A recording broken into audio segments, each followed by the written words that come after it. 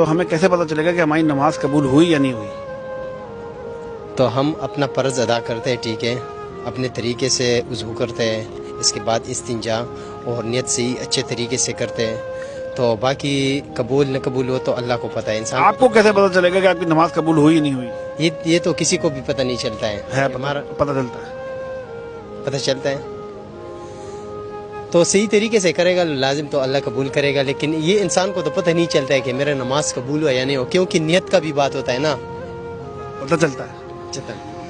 اس کا طریقہ یہ ہے کہ اگر آپ نے سپوز ظہر کی نماز پڑھی، اگر آپ کا عصر کی نماز پڑھنے کا دل چاہے تو سمجھ جانا کہ پچھلی نماز قبول ہوئی ہے آپ کی. یہ نبی پاک صلی اللہ علیہ وسلم نے فرمایا ہے. ایک صحابہ نے پوچھا تھا کہ ہمیں کیسے پتہ چلے گا کہ نماز قبول ہوئی یا نہیں ہوئی؟